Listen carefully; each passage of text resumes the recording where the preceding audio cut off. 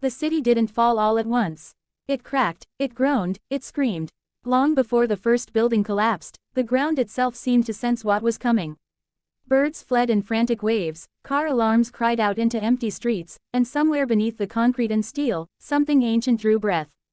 This was not just another monster clash. This was Kong versus the Mountain Behemoth, and the world would remember it as the day a city learned how small it truly was. Kong arrived first, emerging through the smoke and dust like a living legend pulled from myth. His massive frame towered over skyscrapers, his fur matted with ash and rain, his eyes sharp with intelligence and fury. He moved with purpose, not like a mindless beast, but like a warrior who knew exactly why he had come. Every step sent tremors through the streets, shattering glass and buckling asphalt. People watching from distant helicopters could feel it in their chests, a primal rhythm, like the heartbeat of the earth itself. Kong paused at the city's edge, nostrils flaring, sensing something wrong. This place was not just a battleground. It was bait. Then the mountain moved. At first, it looked like an illusion, a trick of collapsing terrain. The far end of the city rose upward, concrete and bedrock tearing free as if gravity had reversed. What had been a dormant mountain range beyond the skyline began to unfold, revealing a colossal form buried beneath centuries of stone.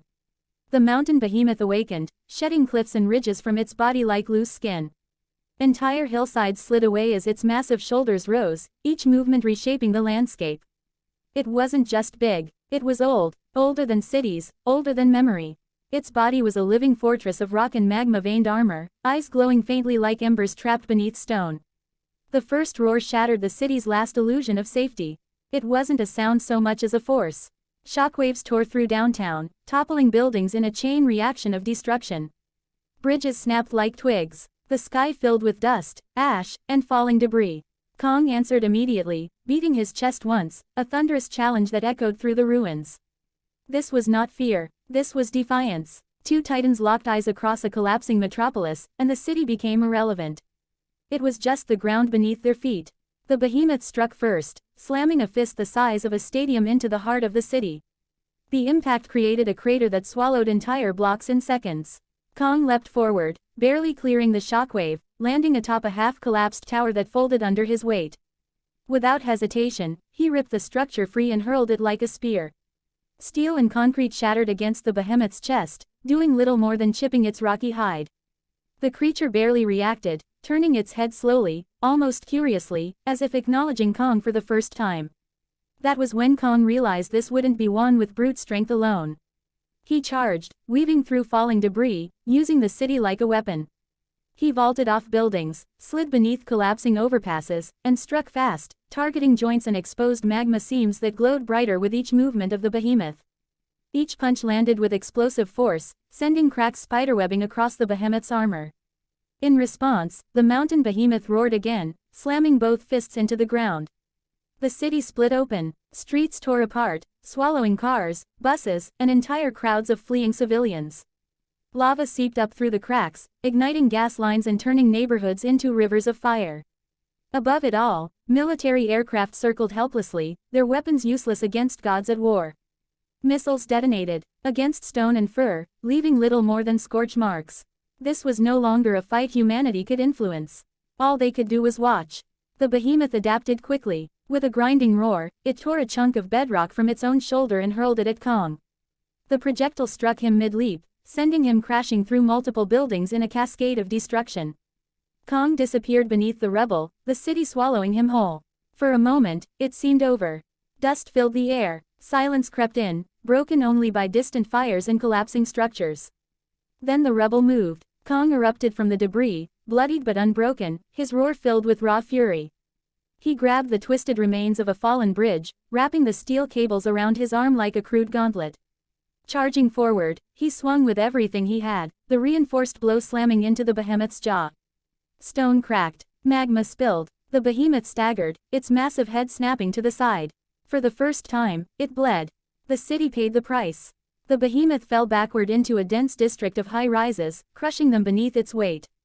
Skyscrapers folded like paper, sending clouds of dust miles into the sky. Kong didn't hesitate. He leapt onto the behemoth's chest, driving blow after blow into the glowing fissures, each strike triggering explosive bursts of molten rock. The behemoth thrashed, grabbing Kong and hurling him across the city. Kong slammed into the side of a stadium, collapsing it in a thunderous avalanche of steel and concrete. As both titans rose again, something changed. The ground beneath them began to sink.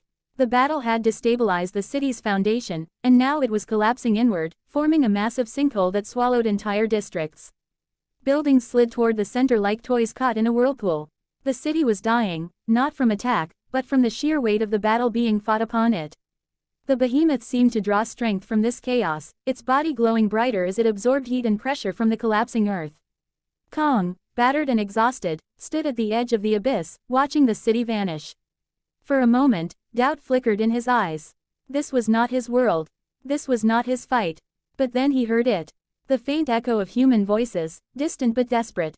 Survivors trapped, watching him, believing in him. Kong roared, louder than ever. He charged one final time, sprinting straight up the behemoth's body as it rose to its full, terrifying height.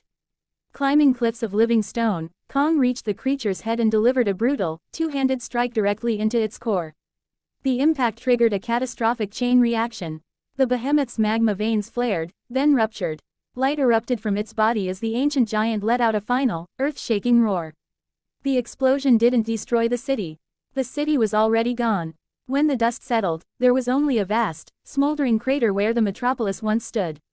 The mountain behemoth lay still at its center, its rocky armor cracked and lifeless, cooling slowly as magma hardened into stone. Kong stood at the edge, breathing heavily, silhouetted against the burning horizon.